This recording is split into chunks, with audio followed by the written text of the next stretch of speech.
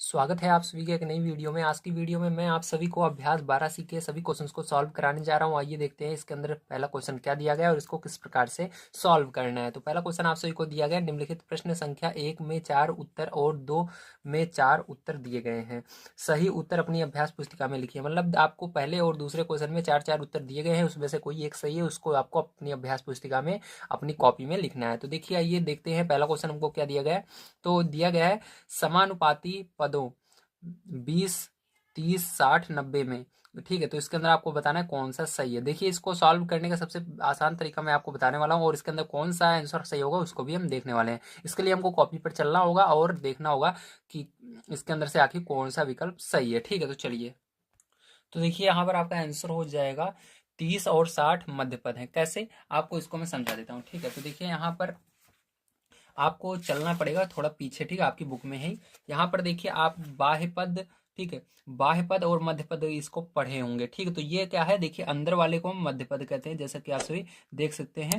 यहाँ पर क्या लिखा गया, मध्य पद है अंदर वाला और ये बाहर वाला बाह्य पद है। इसी तरह से यहाँ पर ये बाहर की तरफ जो संख्या आती है इसको बाह्य पद और अंदर वाले को मध्य पद। तो यहाँ पर देखिए आपका क्या दिया गया ऑप्शन में देखेंगे जब हम ध्यान से, तो हमको 20 और 60 मध्य पद। तो 20 और 60, देखिए ये 20 और 60 ये तो ना तो बाहर है, 20 तो बाहर है लेकिन 60 बाहर नहीं है अंदर है, तो ये मध्य पद हो ही नहीं सकता क्योंकि मध्य पद दोनों बीच में होने चाहिए। ठीक है, अब देखिए दूसरा नंबर 30 और 90 बाह्य पद। 30 और 90, 30 तो अंदर है लेकिन 90 बाहर है, लेकिन 30 को भी क्या होना चाहिए, बाहर होना चाहिए बाह्य पद होने के लिए। ठीक है, तो अगर आपको समझ में ना आए तो पीछे जो मैंने अभी दिखाया वहां से देखिएगा, समझ में आ जाएगा। इसको भी बाहर होना चाहिए, तो ये भी नहीं होगा। ठीक है, इस तरह से क्या करेंगे, अब हम आगे चलेंगे, देखेंगे तीसरा नंबर देखिए 20 और 30 बाह्य पद। तो 20 और 30 कौन सी है, बाह्य पद है। तो देखिए 20 और 30 नहीं, बाह्य पद नहीं है क्योंकि ये 30 यहाँ पर है बीच में, इसको यहाँ पर 30 को होना चाहिए था। ठीक है, तभी होता, लेकिन यहाँ पर नहीं है। ठीक है, अब देखिए इसके आगे देखते हैं हम अपना लास्ट वाला 30 और 60 मध्य पद। 30 और 60 क्या बीच में है, तो हाँ 30 और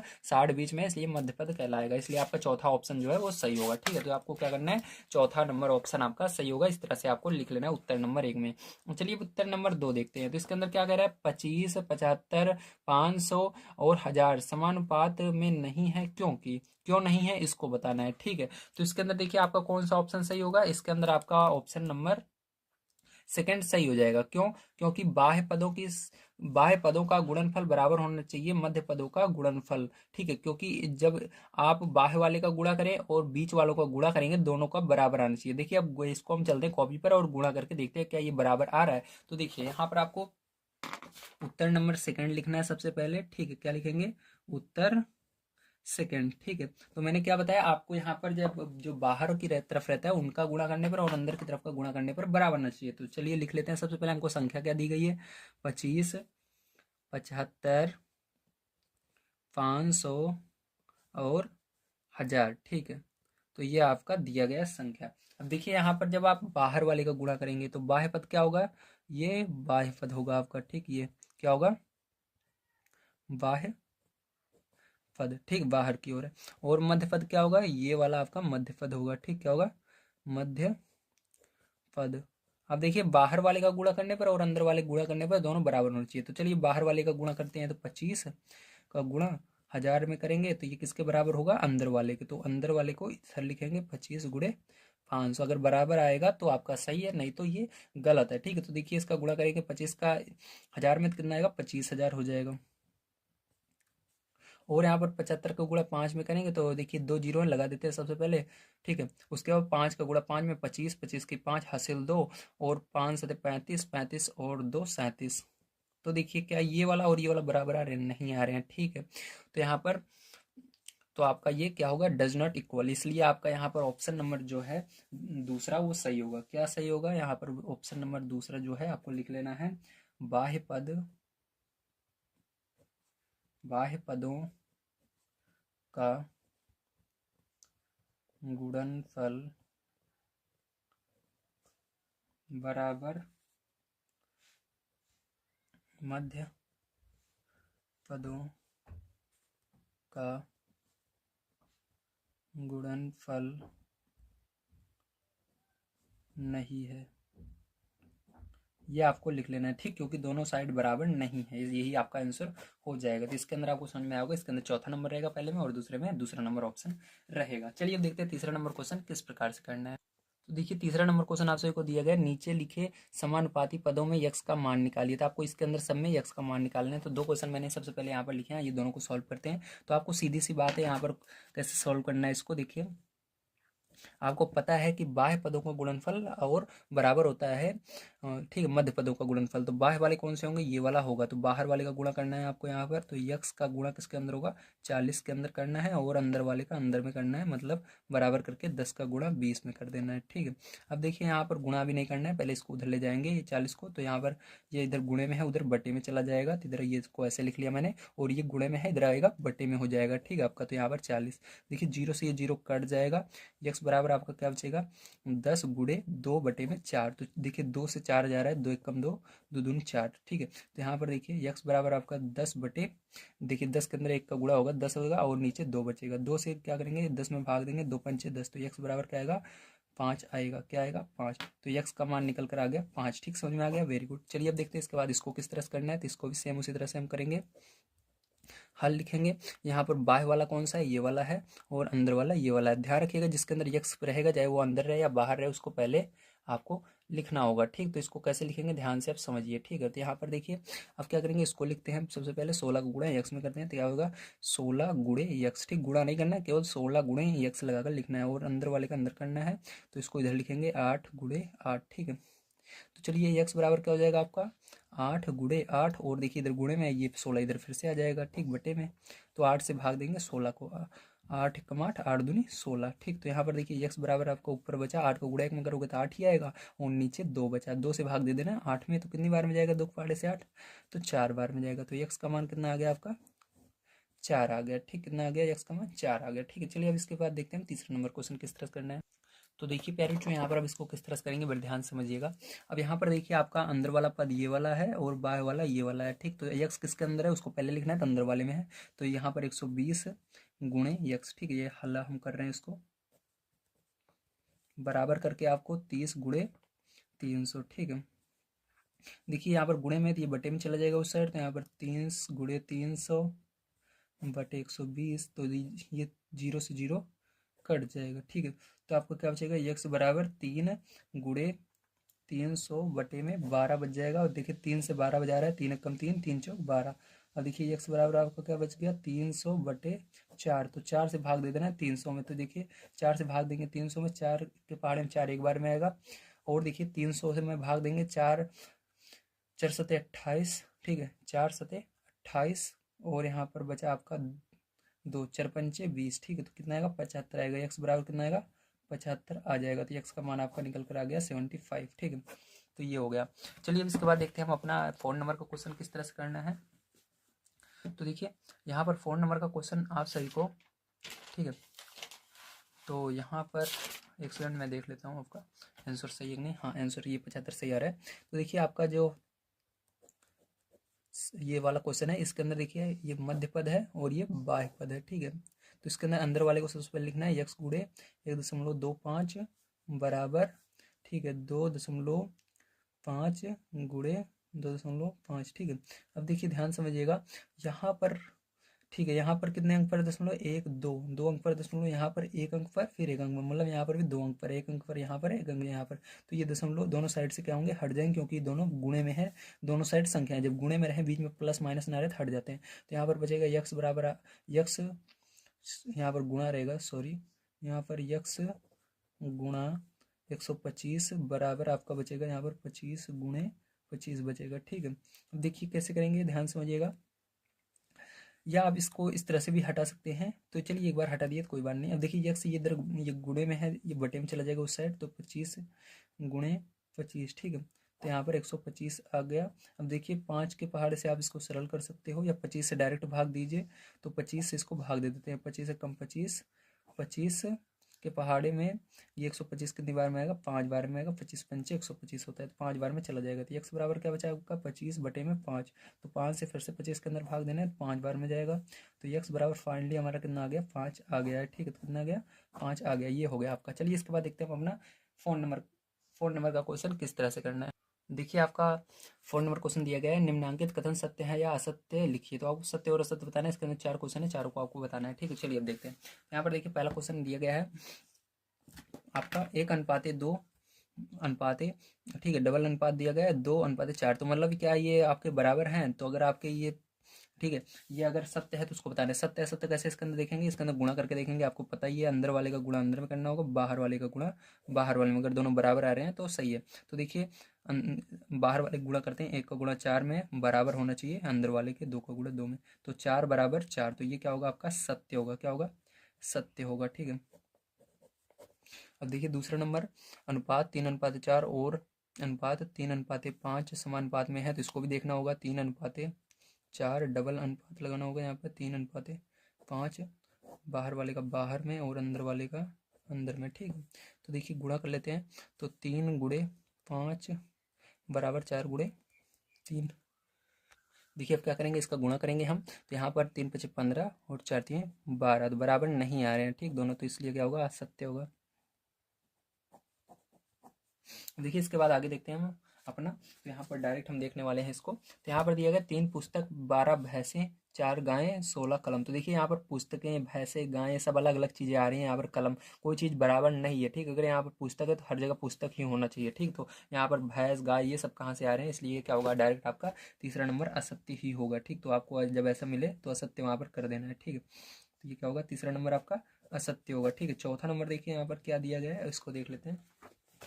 चौथा नंबर आपको दिया गया है 4 समान मात्रक के, मतलब मात्रक उसके समान है। जैसे यहाँ पर पुस्तक है तो हर जगह पुस्तक है, ध्यान समझ लीजिएगा। समान मात्रक यानी हर चीज बराबर है। ठीक है, यहाँ पर पुस्तक है तो हर जगह चारों जगह पुस्तक ही रहेगी। अगर भैंस एक जगह है तो चारों जगह भैंस रहेगी। ठीक है, हर जगह सेम चीज रहनी चाहिए।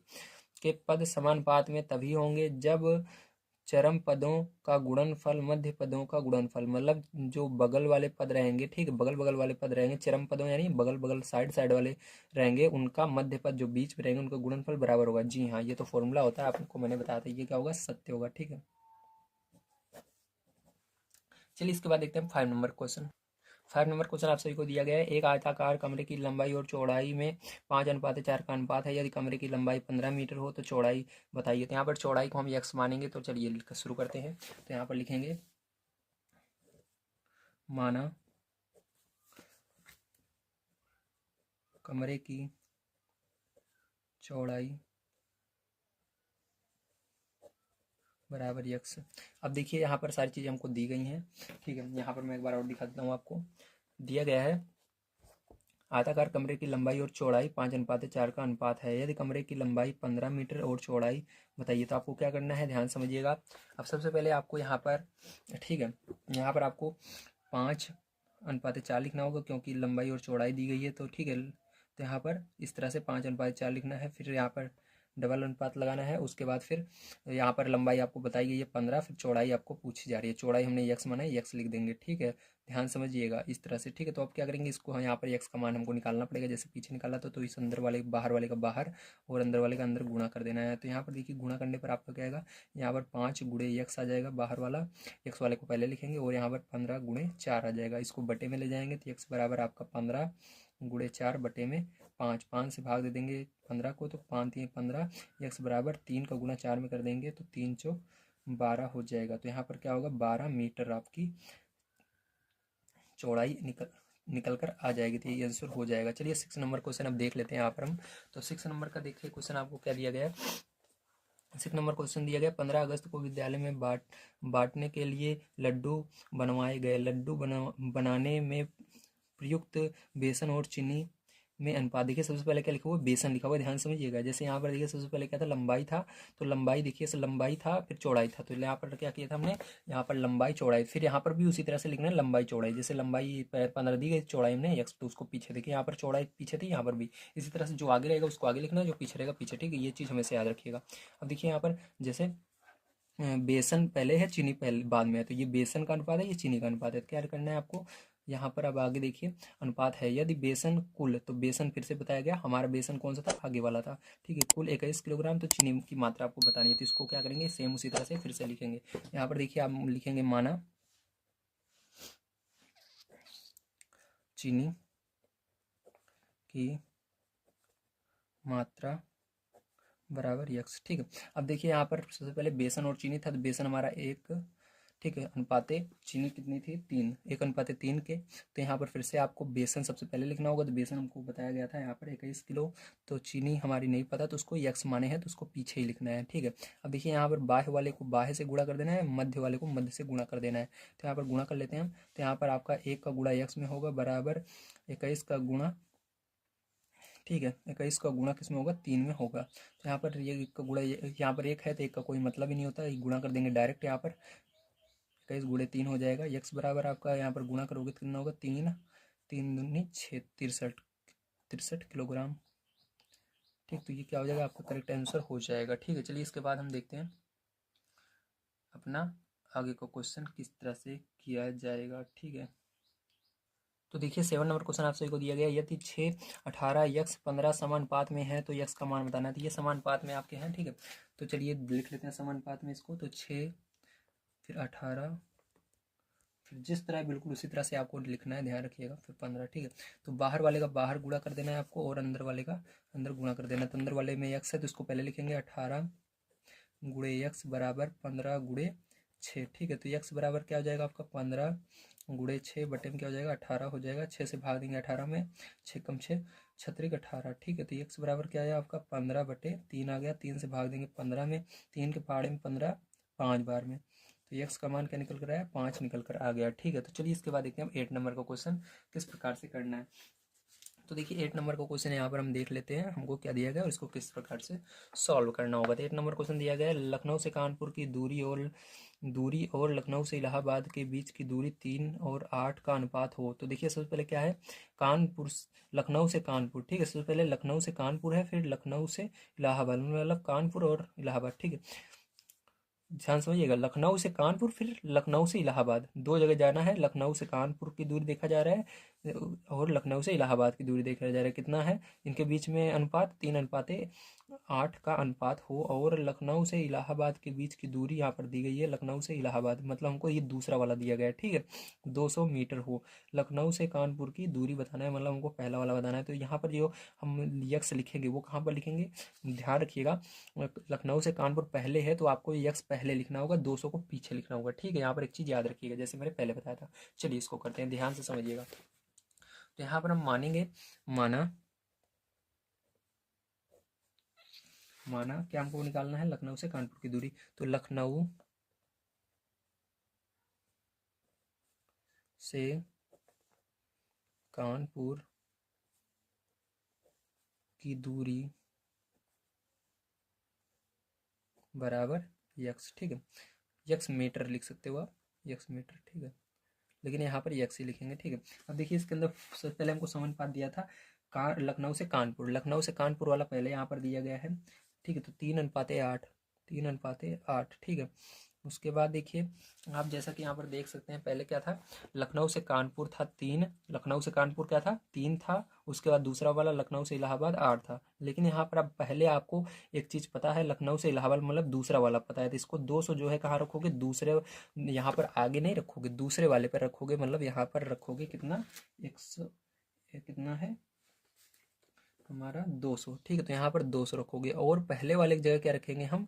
ठीक है, लखनऊ से कानपुर तो अभी हमको नहीं पता, तो यक्स माने हैं तो यक्स रखेंगे। ठीक है, तो इस तरह से आपको रखना है, जो पहले था उसकी जगह पहला वाला रखना है, दूसरे वाले की जगह दूसरा, तो इसको गुणा कर देंगे। तो देखिए ये यक्स वाले को पहले लिखेंगे, तो 8 गुणे यक्स बराबर 200 गुणे 3।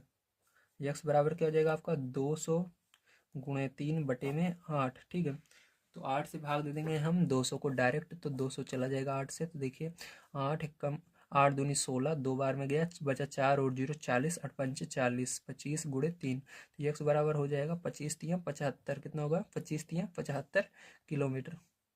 ठीक है, यहाँ पर किलोमीटर में मान आ रहा था कि 1 सेकेंड, हाँ किलोमीटर में आ रहा था, यहाँ पर हमने मीटर कर दिया था गलती से, तो ये भी किलोमीटर में होगा, केएम में होगा। ठीक है, किलोमीटर में, तो यहाँ पर क्या होगा किलोमीटर हो जाएगा। ठीक है, ये होगा, तो आपका आंसर ये होगा। ठीक है, तो जिसमें एक मान आएगा उसमें दूसरा वाला भी मान लिखना है आपको, जैसे कि देखिए यहाँ पर लखनऊ से इलाहाबाद की दूरी किलोमीटर में निकली है, दूसरी वाली जो निकलेगी वो भी किलोमीटर में ही निकलेगी। ठीक है, चलिए अब 9 नंबर का क्वेश्चन यहाँ पर देख लेते हैं।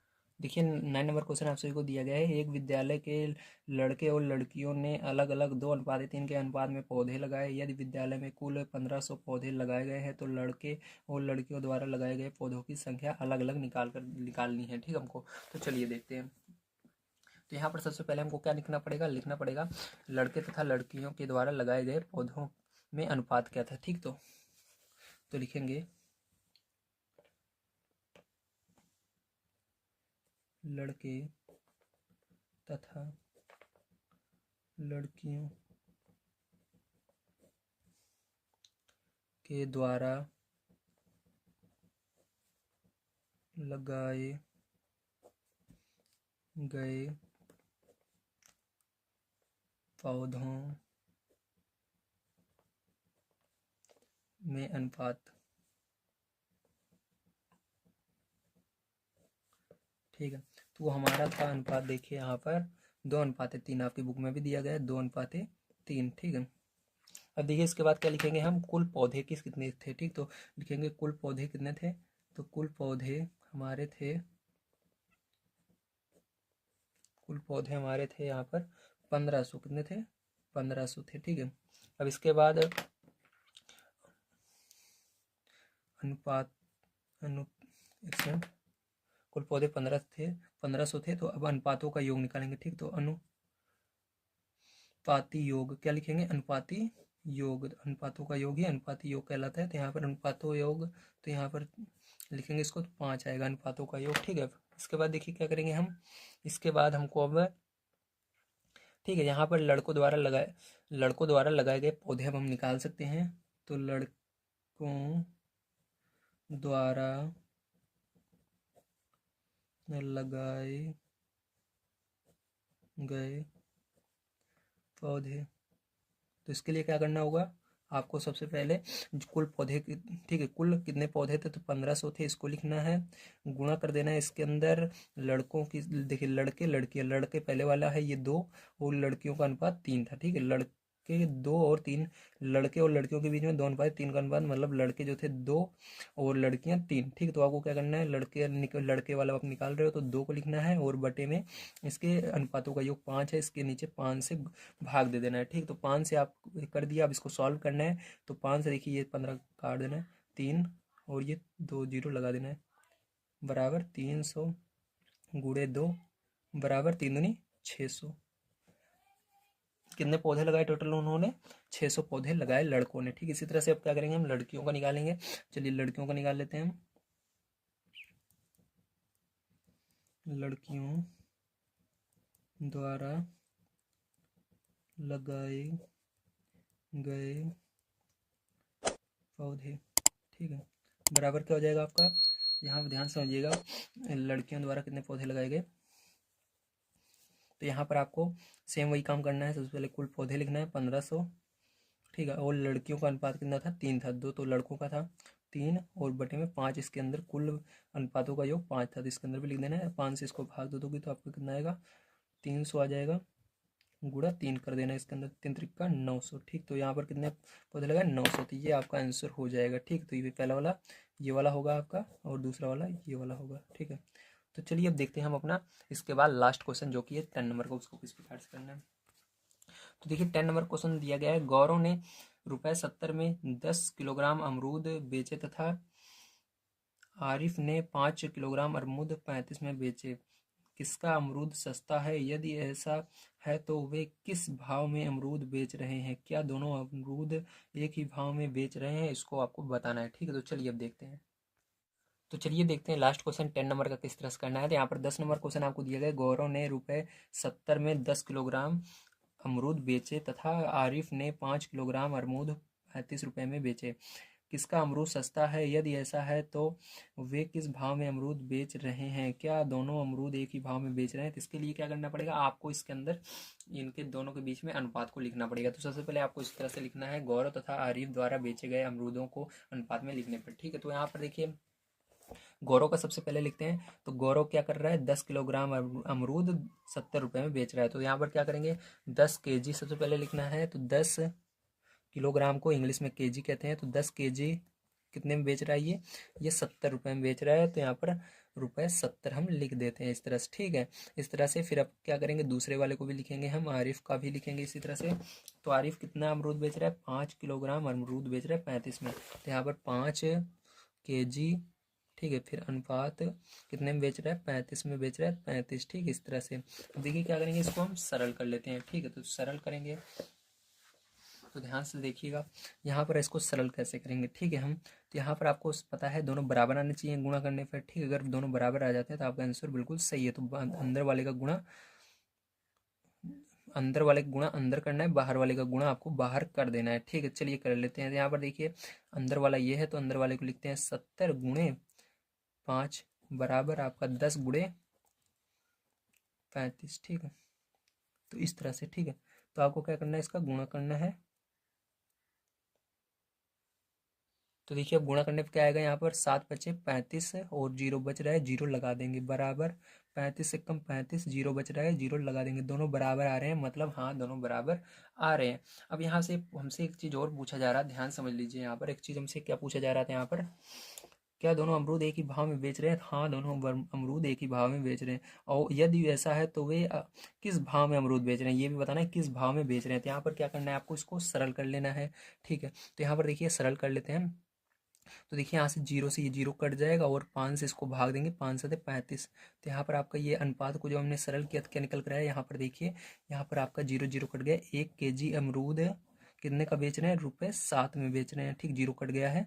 और यहाँ पर ये 5 × 5 = 5×7 = 35, ये भी 1 kg अमरूद कितने में बेच रहा है, 1 kg अमरूद ये भी बेच रहा है ₹7 में, ठीक। तो दोनों कितने में बेच रहे हैं, 1 kg अमरूद 7 में बेच रहे हैं, ठीक। ये हो गया आपका आंसर, ठीक, समझ गए आप सभी, वेरी गुड। तो आपको इस तरह से इसको सॉल्व करना था। तो उम्मीद है आप सभी को सारी चीज़ें समझ में आई होंगी। तो मैंने आज की वीडियो में आप सभी को अभ्यास 12 से पूरा कंप्लीट करा दिया है। कल की वीडियो में आप सभी को अभ्यास 12D पूरा कंप्लीट करवाने वाला हूँ। वीडियो देखने के लिए धन्यवाद। आप सभी का दिन शुभ हो। Thank you very much.